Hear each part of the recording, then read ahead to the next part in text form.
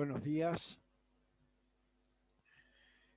Vamos a comenzar a desarrollar a partir de hoy la segunda parte del programa de teoría constitucional, cuyo titular es el doctor Eduardo Pablo Jiménez. Vamos a empezar a mi cargo con el tema del Congreso Nacional, es decir, las bolillas 11 y 12 del programa.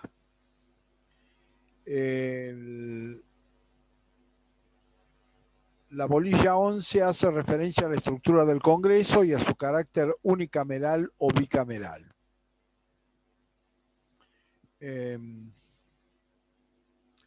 Hay que afirmar acá de que los modelos del derecho constitucional comparado se corresponden con estas dos alternativas, es decir, los sistemas bicamerales, dos cámaras, Cámara de Diputados y Cámara de Senadores, o las cámaras unicamerales, los congresos unicamerales, que son Cámara de Diputados.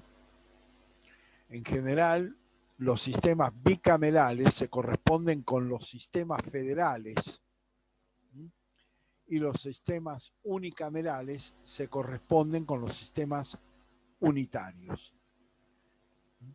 ¿Por qué? Porque el Senado viene a ser la representación de las provincias autónomas. Entonces, en ese contexto, los sistemas federales que reconocen la existencia de provincias autónomas dentro de su territorio requieren de la presencia del Senado Nacional. En los sistemas unitarios, en los cuales el territorio, como su nombre lo dice, es un territorio único, pueden elegirse exclusivamente diputados, es decir, representantes de los habitantes de ese territorio, sin necesidad de la existencia del Senado Nacional. Esta es la razón de la división. Por supuesto que el sistema unicameral es un sistema digamos, mucho más ágil desde el punto de vista del proceso de sanción de las leyes, ya que es la única cámara interviniente, y en el caso de existir dos cámaras, como es nuestro sistema federal de la Constitución Nacional, bueno, deben intervenir ambas cámaras en el proceso de sanción de las leyes, y no siempre esas intervenciones son coincidentes entre sí. Por ejemplo, el caso, para poner un ejemplo más o menos reciente, en el año 2018 se produjo el rechazo de la ley de interrupción voluntaria del embarazo. ¿Por qué? Porque si bien fue aprobada en la Cámara de Diputados, el Senado de la Nación la rechazó en su totalidad. Entonces, evidentemente, esto hace que ambas cámaras deben aprobar. Después vamos a ver en un futuro capítulo el proceso de sanción de las leyes ha procurado ser simplificado en la medida en que tradicionalmente el sistema era un sistema de reenvío por el cual la Cámara iniciadora mandaba a la revisora. Si la revisora formulaba observaciones parciales, volvía a la iniciadora, y si la iniciadora eventualmente insistía en su proceso inicial, podía volver a la revisora. Es decir, 4 etapas. Hoy está sintetizada en 3: iniciadora, revisora, iniciadora, y se computan las mayorías obtenidas en cada una de las votaciones en ambas cámaras para definir de qué manera o qué reforma o qué texto prevalece. Pero eso lo vamos a ver un poco más adelante. Pero lo cierto es que en esta etapa lo que nos interesa señalar es que el sistema bicameral es un sistema propio del orden federal, ya que el Senado representa a las provincias. Y el sistema unicameral se puede establecer en los sistemas unitarios, porque el territorio es único. Por lo tanto, puede haber exclusivamente representantes de los habitantes, es decir, Cámara de Diputados. Por otro lado, si bien una tendencia que se ha visto en el constitucionalismo provincial es que sí se ha ido del sistema bicameral al sistema unicameral, porque en las provincias esto es posible. ¿Por qué es posible? Porque en general el Senado es una representación territorial dentro, es decir, es una representación territorial dentro de la propia provincia que se divide en regiones electorales o zonas o distritos y que cada uno de esos distritos elige no solamente representantes de los habitantes, sino representantes que serían senadores, representantes de ese distrito electoral. Pero la construcción del distrito electoral es una construcción, digamos, artificial, no está impuesta por la propia Constitución Federal, con lo cual muchas provincias han fluctuado del sistema bicameral al sistema unicameral, sin que esto represente vulneración, violación o contracción a los términos de la Constitución Federal. Porque vuelvo a insistir, en el Senado Nacional es la representación de las provincias autónomas. Y en este caso de la Ciudad Autónoma de Buenos Aires, también a partir de la reforma de 1994. Ahora bien,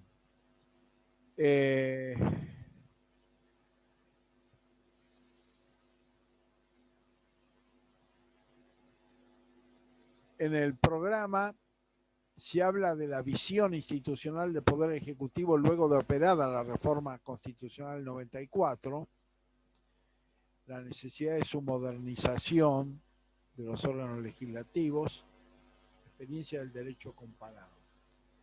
En general, la reforma de 1994 procuró fortalecer el rol del Poder Legislativo, es decir, del Congreso Nacional. La reforma constitucional de 1994 procuró este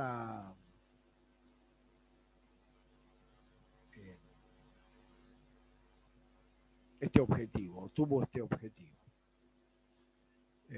Uno de ellos es que el Congreso Nacional es el órgano de fiscalización de la ejecución presupuestaria por el Poder Ejecutivo Nacional, previo dictamen favorable de la Auditoría General de la Nación.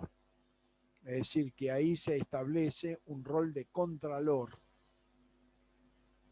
por parte del Congreso de la ejecución presupuestaria. Es decir, que el Congreso no solamente es órgano que aprueba la ley de presupuesto, sino que además es el órgano que controla la ejecución de la ley de presupuesto cuando se produce, digamos, la finalización del periodo anual de dicho presupuesto. Es decir, que ahí se ha procurado fortalecer ese rol. Por otro lado, con la creación del jefe de gabinete de ministros, el jefe de gabinete de ministros debe prestar un informe alternativo mensual a la Cámara de Diputados y a la Cámara de Senadores sobre la marcha de del funcionamiento del Poder Ejecutivo y de las acciones que se llevan adelante, y esto le permite además a los legisladores formular preguntas, hacer cuestionamientos, que en general en la práctica se formulan previamente a fin de que el funcionario concurra a la sesión dando respuesta a esas preguntas, a esas inquietudes expresadas por los legisladores. Con lo cual también lo que se procuró es un sistema, digamos, de seguimiento de la gestión ejecutiva por parte del Congreso Nacional. Por otro lado, también la reforma de 1994 incorpora la posibilidad del ejercicio del voto de censura o la destitución del jefe de gabinete de ministros. Es decir, ese funcionario no solamente está bajo la autoridad ejecutiva, sino también bajo la autoridad legislativa, en la medida en que por acuerdo de ambas cámaras puede ser destituido o por una de las cámaras ser censurado en su gestión. Entonces, con lo cual también hay una función de contralor sobre la ejecución, sobre las funciones ejecutivas de una manera más permanente o más constante, ¿no? Al margen de lo que ha sido tradicionalmente el juicio político que alcanza al presidente, vicepresidente de la República, jefe de gabinete de ministros y ministros del Poder Ejecutivo Nacional, digamos, que es una estructura de carácter tradicional de nuestra Constitución histórica. Con lo cual, lo que ha procurado la reforma es fortalecer el rol de contralor de la gestión ejecutiva por parte del Congreso Nacional. Por supuesto que esto se ha visto menguado, por un lado, por determinados procesos en los cuales mucho más recientemente se han regularizado, como es la presencia del jefe de gabinete de ministros, que durante largos periodos no cumplía con esa obligación de concurrir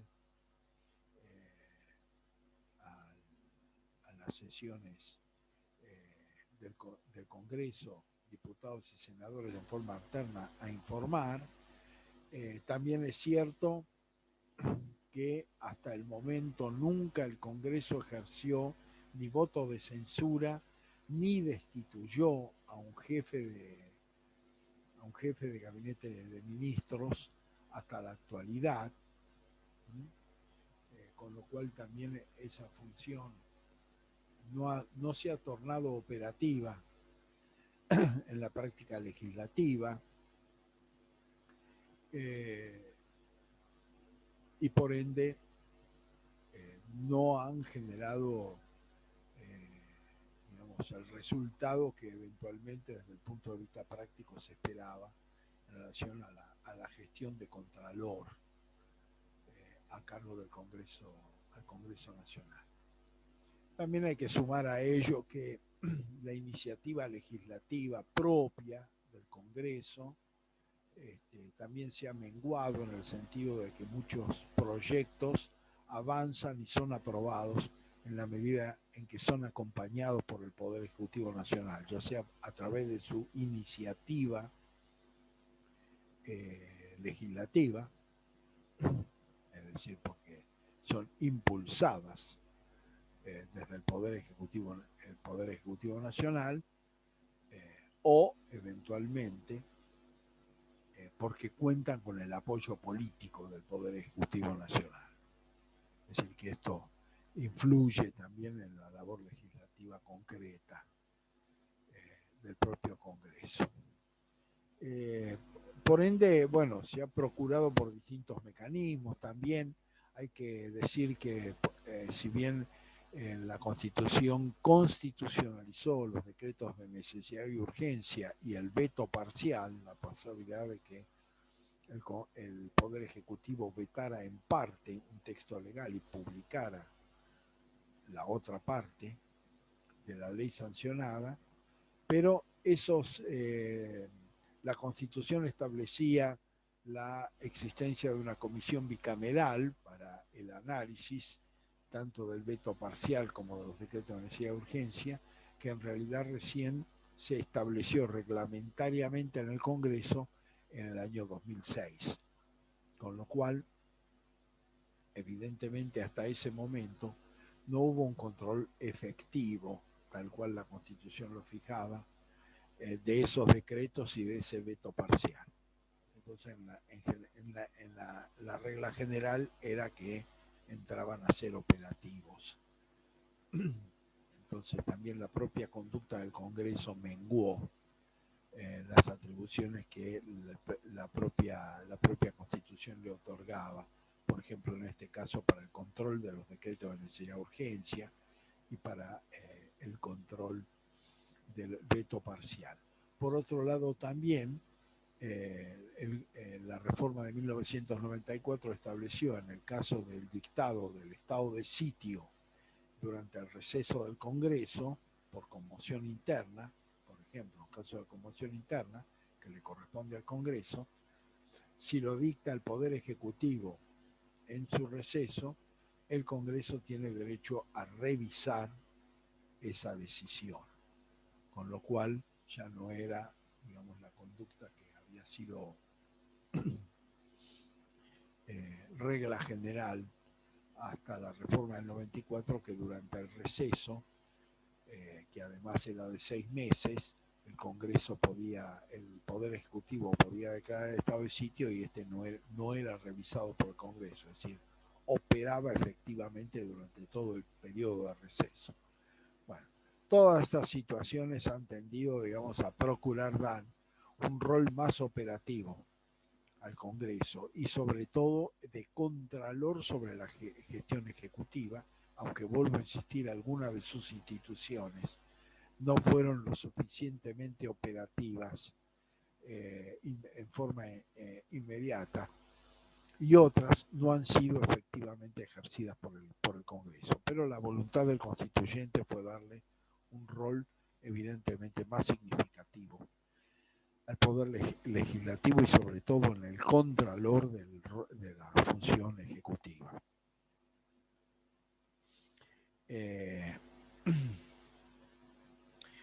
Y por ende, bueno, los aportes de la reforma de 1994 procuraron ese proceso de modernización, de actualización, de agilización, pero vuelvo a insistir, en muchas ocasiones el propio Congreso no ha sido, digamos, no ha tornado operativas esas decisiones. Bueno.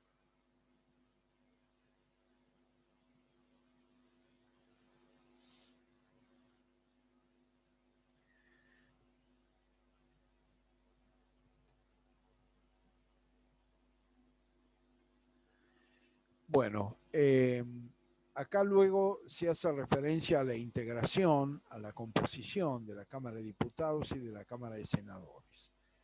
En principio, hay que señalar de que la Cámara de Senadores, entonces, es representación de las provincias y de la Ciudad Autónoma de Buenos Aires, y que la Cámara de Diputados es representación de los habitantes del país, de la República Argentina. Es decir, que hay una doble representación. Ahora bien, en principio, ¿cómo está integrada cada una de las cámaras? Bueno, la Constitución Nacional establece una representación del Senado que es común para todas las provincias, es decir, de 3 senadores por provincia y 3 senadores por la Ciudad Autónoma de Buenos Aires, y además la reforma constitucional de 1994 fijó que 2 senadores ingresan por la mayoría y 1 senador por la minoría. Es decir, que hay una distribución político-partidaria en la integración del Senado entre mayorías y minorías. Pero todas las provincias, por ser iguales entre sí desde el punto de vista constitucional, tienen la misma representación, al igual que la ciudad autónoma. Es decir, que no hay diferencias respecto a el desarrollo económico, la cantidad de habitantes, la extensión. Bueno, son todos factores que no influyen en absoluto para la determinación de esa representación, que es común a todas las provincias y a la ciudad autónoma. En segundo lugar, bueno, ¿quién eligen esos senadores? A partir de la reforma de 1994, el Senado es elegido por el voto directo del padrón electoral de la provincia a ser representada o de la ciudad autónoma. Es decir, que cuando corresponde la renovación de senadores de la provincia de Buenos Aires, bueno, esa representación de senadores va a ser elegida por el cuerpo electoral de la provincia de Buenos Aires en forma directa. Es decir, por eso ustedes van a advertir de que una de las diferencias fundamentales en una elección general es que en todas las provincias y en la ciudad autónoma se eligen diputados nacionales, pero solo en algunas provincias o en la ciudad autónoma se eligen senadores. ¿Por qué? Bueno, porque la distribución y la renovación es diversa. En el caso de los senadores son elegidos en forma directa por el voto de la provincia o de la ciudad autónoma a la cual van a representar, y esa elección, conforme su resultado, va a determinar 2 senadores por la mayoría, 1 senador por la minoría. Los senadores, a partir de la reforma de 1994, duran 6 años en sus funciones y se van renovando por periodos cada 2 años. Por supuesto que cada 2 años aquellos que cumplen, senadores que cumplen el mandato de los 6, ¿no? Por supuesto. Por eso las renovaciones son parciales. Hay una renovación cada 2 años y por lo tanto es una renovación por tercios. Siempre partiendo de que se ha cumplido la totalidad del mandato de 6 años. Por otra parte, por un dispositivo transitorio de la reforma del 94, se establecía que el mecanismo iba a operar en forma plena una vez que todos los senadores elegidos por el periodo de 9 años, que era el periodo anterior, cumplieran con su mandato. Con lo cual esas renovaciones se fueron haciendo paulatinamente por 6 años, en la medida en que todos los senadores que estaban designados por 9 años cumplían su mandato. Antes de la reforma, el sistema de elección de los senadores de las provincias era indirecto porque lo elegían las legislaturas provinciales. Es decir, los senadores eran 2 por provincia y los elegían las legislaturas provinciales y en general, de acuerdo a la mayoría de esas legislaturas, la minoría no tenía representación, es decir, esa mayoría elegía a los 2 senadores que luego iban a cubrir el cargo en la Cámara de Senadores de la Nación por 9 años. La reforma, sobre todo, lo que procuró es evitar la hegemonía política, digamos, a partir de la representación de la minoría, una hegemonía política fuerte, que era la experiencia que rigió en la Argentina, sobre todo hasta la reforma del 94, en la cual en general el peronismo contaba, digamos, con mayoría propia dentro Cámara de Senadores una mayoría propia que llegaba en muchos casos hasta los 2/3 del total de presentes o del total de miembros de la Cámara. Con lo cual, evidentemente, lo que procuró la reforma es que la minoría tuviera un grado de representación dentro de esa Cámara que, vuelvo a insistir, estaba hegemonizada sobre todo por el Partido Peronista,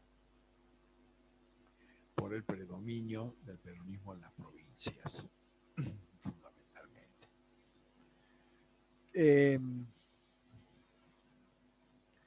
Por otro lado, ¿cuáles son los requisitos? Bueno, los requisitos que establece la Constitución son para senador nacional tener 30 años de edad, 6 años de ejercicio de la ciudadanía, es decir, haber participado de elecciones, haber podido votar, y haber nacido en la provincia que lo elige o tener una residencia de 2 años previa en esa provincia que lo elige. Es decir, por el hecho de haber nacido en una provincia puede ser representante de esa provincia, aunque después casi no haya vivido en ella. Es decir, es el hecho del nacimiento. El segundo es la residencia previa por 2 años en esa provincia, que en general, ¿cómo se demuestra esa residencia previa? Con el cambio del domicilio electoral, es decir, el domicilio en la libreta, de cédula, la libreta de identidad, ¿no? El documento nacional de identidad. En la medida en que yo tengo domicilio en la capital federal, se considera a partir de que ese domicilio está en la capital, 2 años para poder ser considerado cumplido el requisito. Es decir, que en algunos casos ni siquiera está exigiendo una residencia concreta, real, efectiva, sino demostrable a través del cambio de domicilio. Esos son los requisitos. Además, la Constitución mantiene un requisito que es un patrimonio de 2.000 pesos fuertes, que en realidad es un requisito que no se cumple en la efectividad, porque sería claramente discriminatorio en el actual contexto de los derechos humanos, pero que proviene de nuestro régimen constitucional histórico, en la medida en que predominó al momento de la sanción de la Constitución un criterio que era un criterio, digamos, político conservador, en la medida en que se entendía que justamente la persona con recursos, y sobre todo recursos económicos, era aquella que más arriesgaba al momento de votar, porque tenía lo que perder, y entonces iba a actuar con mayor responsabilidad. Entonces se entendía que la persona tuviera recursos, tuviera una condición económica determinada, favorecía, digamos, de alguna manera, la seriedad del voto, mientras que aquel que nada tenía que perder desde el punto de vista económico, y bueno, podía eventualmente votar a cualquiera. Ese pensamiento conservador, que era un pensamiento que predominó de alguna manera en ese periodo, a mediados del siglo XIX, también se refleja en esta condición económica para ser senador nacional, ¿no? Es decir, porque evidentemente ese patrimonio no es que garantiza una mayor eficiencia o mayor idoneidad para el ejercicio de la función, pero desde la perspectiva, vuelvo a insistir, desde la perspectiva conservadora, los recursos económicos eran un parangón a tener en cuenta al momento de regular la seriedad o no del voto o de la decisión, eventualmente. Pero Esto, por supuesto, que constituye una rémora que no tiene una aplicación concreta, porque evidentemente limitar la posibilidad de que alguien sea candidato a senador nacional sobre la base de su patrimonio resultaría claramente discriminatorio e insostenible en la práctica. Por lo tanto, esa verificación no la exige la ley electoral. Ahora bien, con respecto, esto sería con respecto a la Cámara de Senadores de la Nación, ¿no? Con respecto a la Cámara de Diputados de la Nación, la Cámara de Diputados, insisto, representa a los habitantes. La Constitución de 1853 fijaba una representación fija de diputados por provincias. La Constitución establecía un número fijo de representantes por provincia, que luego, en la reforma de 1898, se modificó, estableciéndose una relación de proporcionalidad con el número de habitantes de cada provincia, con lo cual, a partir de esa regla de proporcionalidad, las provincias con mayor número de habitantes eligen un número mayor de diputados nacionales, y provincias que tienen menos habitantes eligen un número inferior de diputados nacionales. Entonces, en la elección de diputados sí pesa, por lo tanto, en materia de los diputados por provincia que se incorporan a la Cámara, el número de habitantes que esa provincia tiene. Por lo tanto, esto ha hecho en la práctica concreta electoral que provincias como la de Buenos Aires, la de Santa Fe, la de Córdoba, la de Mendoza y la Ciudad Autónoma de Buenos Aires se transformen, digamos, en los distritos electorales fundamentales desde el punto de vista del número de diputados que suman al Congreso Nacional. Y otras provincias suman a veces números muy, muy inferiores a esto por el número de habitantes con los que cuentan. Entonces, esto sí ha generado, mientras en el caso del Senado hay igualdad de representación, cualquiera sea el número de habitantes, la condición económica, etcétera, en el caso de los diputados nacionales, como representan a los habitantes, a mayor número de habitantes en la provincia o en la ciudad autónoma, mayor número de diputados a ser elegidos para incorporarse a la Cámara de Diputados. La Constitución Nacional establece como requisitos para incorporarse a la Cámara de Diputados tener 25 años de edad, 4 años de ejercicio de la soberanía, de ejercicio de la ciudadanía, 4 años de ejercicio de la soberanía, de la ciudadanía, y ser nativo de la provincia o tener una residencia previa de 2 años como requisitos. En este caso se baja la edad a 25 años y se reducen los años de ejercicio de la ciudadanía de carácter previo a 4.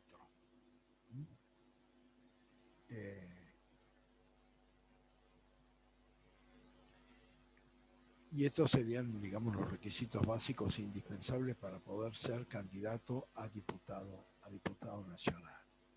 Estos son fundamentalmente los requisitos. En el caso de la duración del mandato, los diputados nacionales tienen una duración del mandato de 4 años, renovado cada 2 años.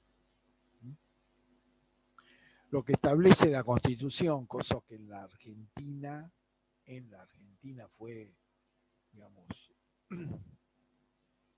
regla, sobre todo en el siglo XX, frente a las rupturas institucionales, los golpes de Estado y los procesos de recuperación democrática, de que cuando es la primera legislatura, es decir, cuando se reinstala la primera legislatura, ya sea, en este caso, estamos hablando de la Constitución previa a 1994,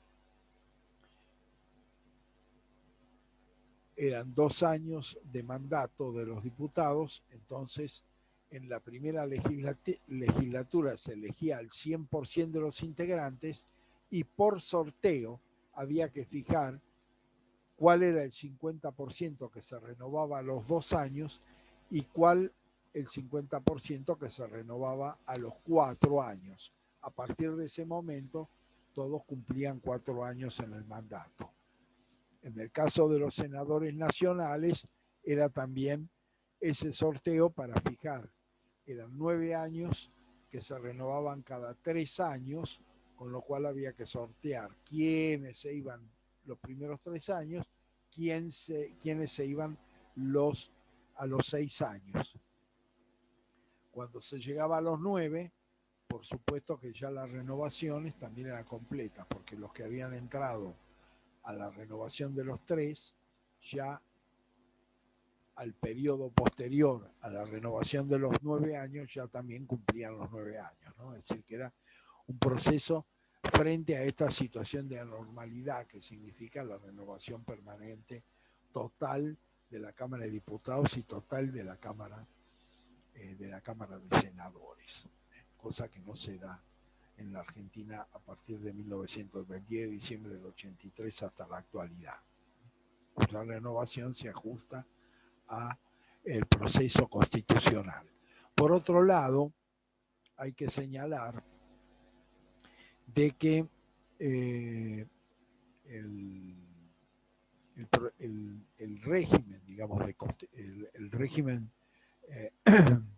de renovación se ha modificado, sobre todo en la Cámara de Senadores, porque como es elección directa, antes era indirecta, se ha establecido 6 años, pero renovación cada 2, cada 4, cada 6 años, con lo cual coincide la renovación parcial de diputados con la renovación parcial de senadores y con la fecha de elecciones generales. Por ende, ese también es el motivo por el cual se procuró compaginar la duración y renovación en la Cámara de Senadores con la de la Cámara de Diputados, en la medida en que 2 son de elección directa. Ya vimos cuando analizamos el concepto de república, que si bien el concepto de soberanía popular involucra la elección directa, también involucra la elección indirecta. Y que paradójicamente nuestra Constitución histórica hasta 1994 hacía primar la elección indirecta sobre la directa. Solo diputados nacionales se elegían en forma directa, en cambio senadores nacionales y presidente y vicepresidente de la República en forma indirecta. La reforma de 1994 hegemonizó la elección tanto de diputados como senadores como binomio presidencial en forma directa, es decir, que actualmente predomina la elección directa en forma total y absoluta a partir de la reforma de 1994.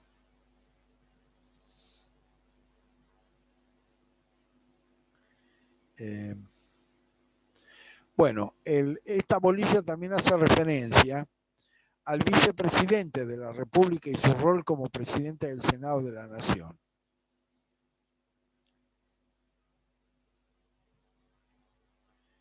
La figura del vicepresidente es, digamos, una figura que se ha considerado como extrapoderes a partir de la definición que de él hizo Germán Vidal Campos. ¿Por qué se considera como una función extrapoderes? Porque si bien el vicepresidente de la República es elegido en el contexto del binomio presidencial, es decir, como integrante del Poder Ejecutivo y como sustituto del presidente en los casos de acefalía temporal o definitiva. En realidad, su rol natural es el de ser presidente del Senado de la Nación. Es decir, un rol en el Congreso Nacional, en el Poder Legislativo, en el cual no fue electo. Eso es lo que ha motivado de que Germán Vidal Campos afirme de que el vicepresidente es un órgano extrapoderes que cumple funciones en el Ejecutivo cuando sustituye al presidente de la República y en el Legislativo cuando está al frente del Senado de la Nación. Esta situación particular además impacta en lo que la Constitución establece como rol legislativo del presidente, del vicepresidente en el ejercicio de la presidencia del Senado de la Nación.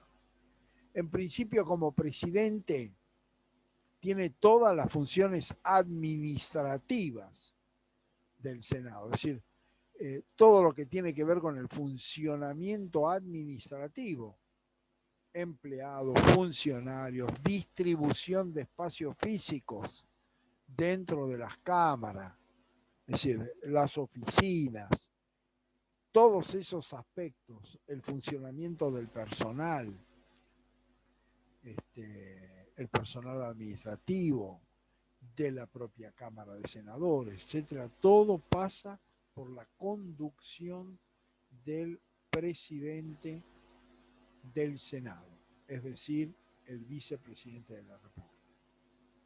Es decir, que en ese sentido las funciones administrativas son funciones plenas, como el órgano que preside la Cámara. Esto tiene una diferencia clara con la Cámara de Diputados, porque quien preside la Cámara de Diputados es integrante de la Cámara y es elegida por sus pares en el cargo. Es decir, sus pares lo eligen. Es decir, es el caso del diputado Massa en la actualidad como presidente de la Cámara. Entonces, como presidente de la Cámara lo eligen los pares, que le asignan esa función de presidencia y entonces tiene todos esos roles administrativos, pero y después funciones ordenatorias en las sesiones, pero es un par de la Cámara. En cambio, en el caso del Senado, el titular del Senado está impuesto por la Constitución y no forma parte de la Cámara. Es el vicepresidente de la República. Esa es una diferencia importante. En materia legislativa, el rol legislativo es limitado en la medida en que tiene funciones ordenatorias de la sesión, y por lo tanto participa activamente. En este caso, en la actualidad, ¿quién es la titular de la Cámara de Senadores? Cristina Fernández. Cristina Fernández fue elegida vicepresidenta de la República. Es decir, que la titular de la Cámara de Senadores es la vicepresidenta de la República, Cristina Fernández. Tiene funciones como presidente o presidenta de la Cámara, tiene funciones ordenatorias de la sesión y ordenatorias previas, es decir, sobre todo lo que es la reunión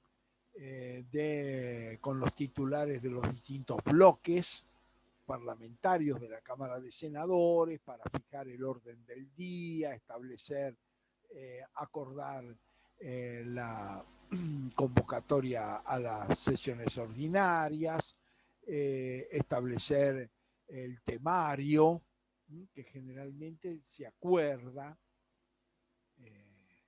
entre la presidencia de la Cámara de Senadores y los representantes de los distintos bloques en general. Es decir, esto es lo que sucede en general, aunque puede haber situaciones que a veces ustedes habrán escuchado, que se convoca a una sesión en minoría, es decir, que sectores de la minoría convocan a la sesión, participan de la sesión, pero por supuesto, al estar en minoría, no haber quórum, es decir, no ser la mayoría más uno, digamos, del total de integrantes para que haya quórum, no pueden votar y no pueden tomar decisiones legislativas. Pero puede darse esa situación de convocatoria a una sesión en minoría, por ejemplo. Pero en general, cuando se trata de las sesiones parlamentarias, donde se van a votar leyes, se van a discutir, en general eso está precedido por un acuerdo entre los distintos bloques partidarios dentro de la Cámara con la presidencia de la Cámara, donde ahí se fija temario, se fija metodología, por ejemplo, de funcionamiento. A veces sucede, como ha sucedido en los casos del debate de algunas leyes, como fueron interrupción voluntaria del embarazo, aporte extraordinario a las grandes fortunas, etcétera, donde todos los legisladores, en definitiva, quieren intervenir y tomar la palabra. Bueno, ahí se regula el tiempo, se regula el orden dentro del cual van a proceder a tomar la palabra, etcétera, y por supuesto la presidencia regula, da la palabra y mantiene el orden dentro de la sesión. Y en el caso particular del presidente de la Cámara de Senadores, participa en el caso de empate, legislativamente. Es decir, que su rol legislativo se limita a la situación de empate. Se da un empate, entonces desempata el presidente de la Cámara de Senadores, o sea, el vicepresidente de la República, que se dio, tuvo gran trascendencia pública, por ejemplo, cuando se debatió legislativamente, es decir, transformar en ley el decreto 125 sobre retenciones. En la Cámara de Senadores, es decir, se aprobó en diputados, fue a la Cámara de Senadores, en la Cámara de Senadores se dio empate y entonces el vicepresidente de la República, de una manera sorpresiva desde lo político, dio su voto no positivo. Es decir, votó en contra de la iniciativa del Poder Ejecutivo del que formaba parte. Por eso fue una actitud que generó sorpresa. Pero evidentemente el presidente del Senado, vicepresidente de la República, interviene en el momento de desempate y por supuesto que no está condicionado su voto constitucionalmente hablando, ¿no? Puede votar en un sentido o en otro. Pero es la única gestión legislativa que tiene. La única gestión legislativa que tiene. Por supuesto que lo mismo si ustedes han visto las sesiones de Cámara de Diputados, si bien el presidente de la Cámara de Diputados es un diputado nacional y forma parte de la Cámara, integra la Cámara y es elegido por sus pares, al momento de la sesión y de la votación no participa. Es decir, que como es autoridad, no puede participar en el proceso de votación. Pero, vieron ustedes, tiene funciones ordenatorias, por ejemplo. Se había dado un debate en una de las últimas sesiones que se tuvo bastante difusión pública, en la cual un diputado de la oposición manifestó haber sido agredido por otro diputado del partido de oficialista, del partido de gobierno, en el pasillo de la Cámara y haber sido empujado. Y luego se presentó a la sesión, hizo la denuncia, entendiendo que era un ataque a su inmunidad como parlamentario, Y como consecuencia de ello, ¿qué hizo el presidente de la Cámara? En ese caso Massa. Bueno, estableció un cuarto intermedio, se reunió con las autoridades de cada uno de los bloques partidarios y una vez que se reanudó la sesión, expresó que la decisión acordada es que se iba a constituir una comisión que iba a investigar el hecho. Y ahí se dio por terminado el debate de esa cuestión. Entonces ahí vemos un poco el funcionamiento de esos roles que las autoridades, digamos, tienen en materia ordenatoria, ¿no?, de la sesión. Como, por supuesto, pueden llegar, a veces ustedes lo habrán visto, es decir, si son audiencias con presencia de público, porque las audiencias son por regla son audiencias públicas, es decir, que el público puede asistir al desarrollo de las audiencias, de las sesiones de la Cámara de Diputados, de la Cámara de Senadores. También el presidente de la Cámara de Diputados o el presidente de la Cámara de Senadores, frente al alboroto, la disputa, o eventualmente los insultos sobre los legisladores, puede amenazar o decir que si no hay orden va a ordenar el desalojo de los asistentes de la sesión, por ejemplo. Bueno, son atribuciones que el presidente tiene a fin de garantizar el normal desarrollo de las sesiones. Y eventualmente, si la situación se descontrola, y bueno, puede ordenar el desalojo de la presencia del público, aún por la fuerza pública, ¿cierto? O en algunos casos hasta se puede establecer alguna medida disciplinaria, bueno, como sucedió en el momento de una sesión en la Cámara de Diputados, donde se hacía por Zoom y aparecía un diputado besándose con su esposa, etcétera, en el transcurso de la sesión, y eso fue denunciado por otros diputados y entonces se decidió la suspensión momentánea de ese legislador y se lo sacó de la sesión, por entender que amenazaba el decoro del desarrollo de la misma. Bueno, todo eso ustedes lo van a ver con mucho mayor detenimiento en el capítulo de derecho parlamentario, porque esto tiene que ver, digamos, con lo que es el derecho parlamentario, es decir, los reglamentos internos de la Cámara de Senadores y de la Cámara de Diputados que justamente establecen esta característica de funcionamiento. Pero la diferencia central es que en el caso de la Cámara de Senadores es el vicepresidente de la República el que ejerce la presidencia de la Cámara de Senadores y es su rol normal y habitual. Lo que hay que dejar en claro es que si eventualmente el vicepresidente tiene que sustituir al presidente de la República, como se da en el caso de que el presidente de la República viaje fuera del territorio nacional, que es uno de los casos de acefalía temporal más ordinario que puede darse. En ese caso, el vicepresidente está en ejercicio de la presidencia de la República, lo sustituye por el tiempo en que esté fuera del territorio nacional, por ejemplo, y por supuesto que la presidencia del Senado pasa a lo que se considera el presidente segundo, ¿no? Es decir, al funcionario que sí ya es integrante de la Cámara y que lo sustituye, porque no puede ejercer en forma simultánea ambos roles. Es decir, no puede estar como vicepresidente en ejercicio de la presidencia y como vicepresidente en el ejercicio de la presidencia de la Cámara de Senadores, simultáneamente. Tiene que estar en una función o en otra.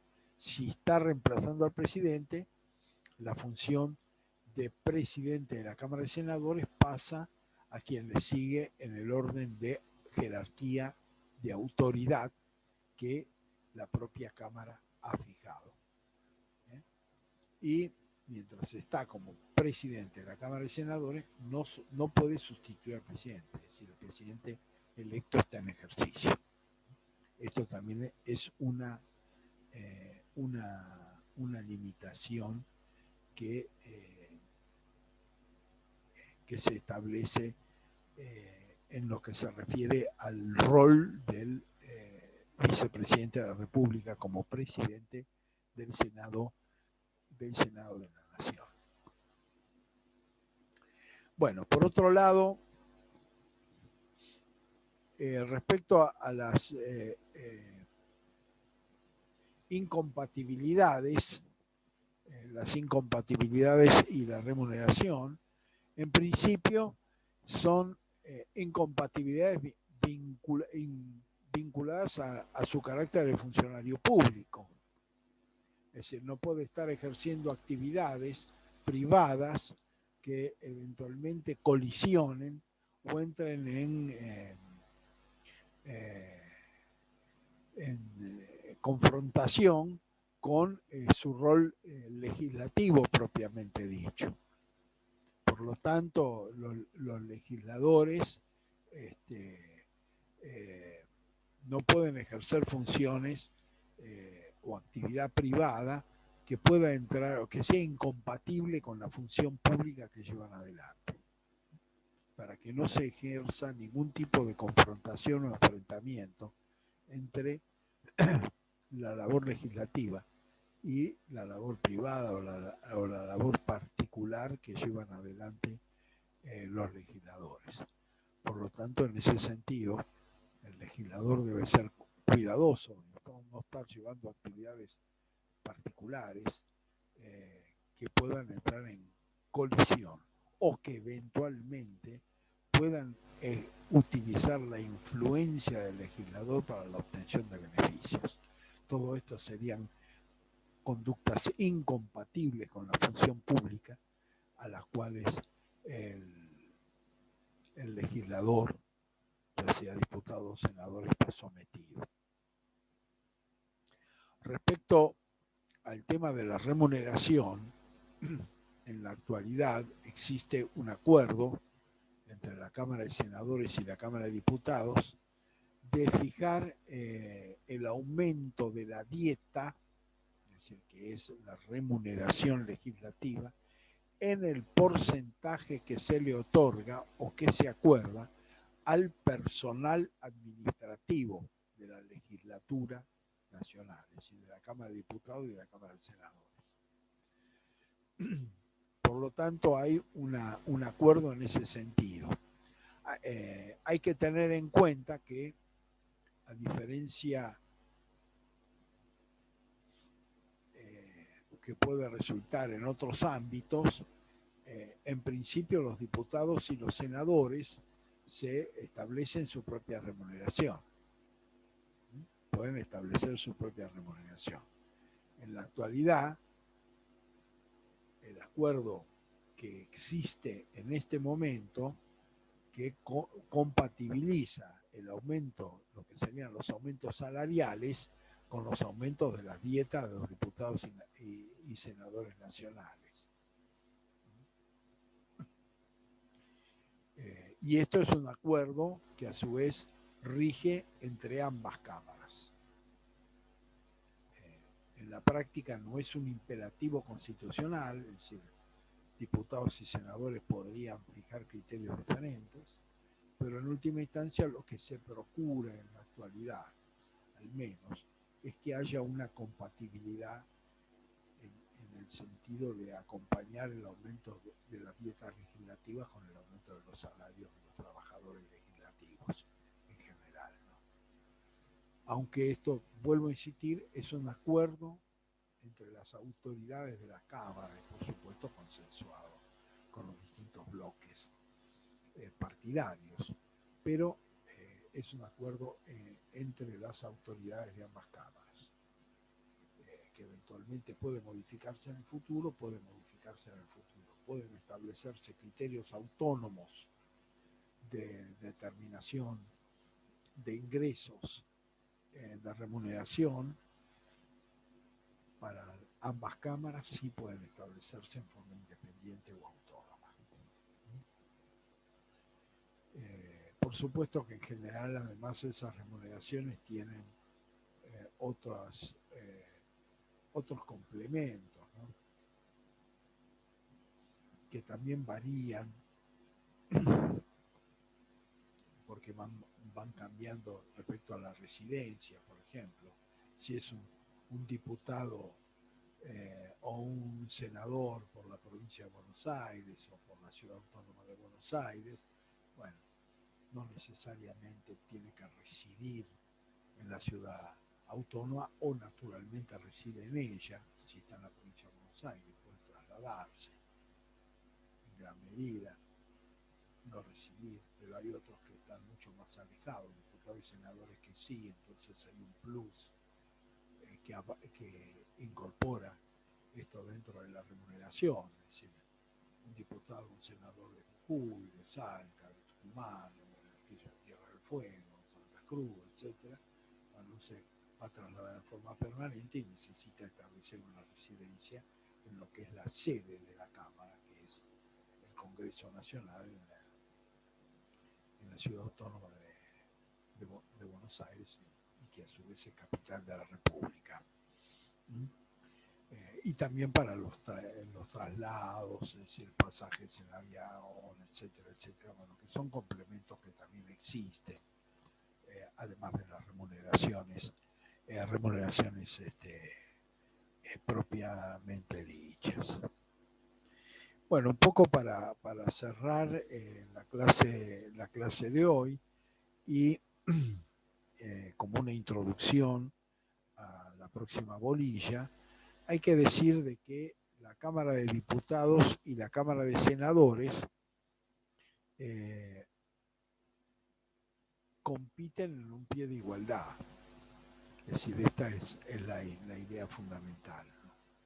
Es decir, que vamos a ver después, a partir de la próxima clase, que hay algunas competencias que son de iniciativa exclusiva de una de las cámaras. Pero la regla general es que la iniciativa legislativa puede iniciarse en la Cámara de Diputados o puede iniciarse en la Cámara de Senadores, salvo estas situaciones de excepción que vamos a ver a partir de la próxima clase. Y que por lo tanto, a partir de ese principio, la Cámara de Senadores o la Cámara de Diputados puede adquirir la calidad de Cámara iniciadora en el proceso legislativo y la restante el carácter de Cámara revisora. Por supuesto que si la iniciativa, los diputados pueden tener iniciativa en la propia Cámara y los senadores pueden tener iniciativa en la propia Cámara. En cambio, la iniciativa legislativa llevada adelante por el Poder Ejecutivo le permite elegir, en la medida en que no sea competencia originaria de una de las cámaras, en cuál de ellas iniciar el proceso legislativo. Esta es una atribución que el Poder Ejecutivo tiene. Puede decidir si inicia en la Cámara de Diputados o si inicia en la Cámara de Senadores. Y muchas veces de acuerdo a la composición y a las mayorías que esas cámaras tienen. Porque vuelvo a insistir, como se ha simplificado además el principio de revisión legislativa, la Cámara iniciadora es la que define en última instancia si un proyecto se aprueba con modificaciones o se rechaza en su totalidad. Por lo tanto, la posibilidad de elección de esa Cámara iniciadora por parte del Poder Ejecutivo tiene una importancia estratégica desde el punto de vista legislativo. Pero por supuesto que si la iniciativa legislativa la tiene un diputado o un conjunto de diputados, es solo dentro de su Cámara, y de senadores, por supuesto, exactamente lo mismo.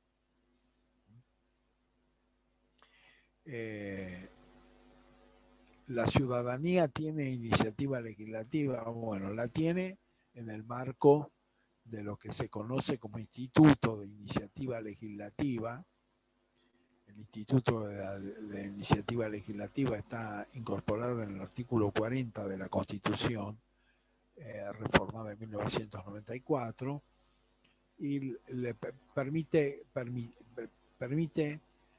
presentar en la Cámara de Diputados o en la Cámara de Senadores una iniciativa legislativa, salvo en determinados temas que están vedados, como es declaración de necesidad de reforma, aprobación de tratados internacionales y modificación de leyes penales o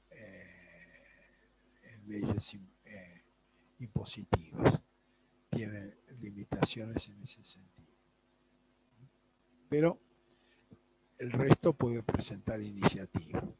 Si se presenta, que en general, bueno, la ley regulatoria establece que debe tener como un máximo el 1,5% del total del padrón electoral, y en general para que un proyecto tenga un grado de viabilidad es preferible que ese 1% sea recogido por adherentes de distintas provincias al proyecto, pero lo que establece la iniciativa legislativa es que ese proyecto va a adquirir estado parlamentario y va a ser debatido en el Congreso, aunque eventualmente el Congreso puede rechazarlo totalmente o eventualmente someterlo a reformas. Es decir, que lo que está es la iniciativa legislativa y la obligación de su tratamiento. Pero luego el proceso posterior, si se le imponen reformas o eventualmente se rechaza en todos sus términos el proyecto, eso queda a libre decisión de las cámaras. Por otro lado, un particular puede presentar un proyecto en la mesa de entradas de la Cámara de Diputados o de la Cámara de Senadores, puede presentar un proyecto. Pero para que éste adquiera estado parlamentario, requiere de la adhesión de uno o más diputados o de uno o más senadores. Si no, digamos, queda como una tentativa, como un proyecto que no va a tener ningún tipo de tratamiento legislativo. Es decir, que yo como ciudadano puedo presentar un proyecto a la Cámara de Diputados, puedo, en la mesa de entradas. Pero para que ese proyecto presentado adquiera estado parlamentario, requiere de la adhesión de los diputados o la adhesión de senadores, de acuerdo a la Cámara en que se haya presentado, para poder obtener estado parlamentario. En el caso de la iniciativa legislativa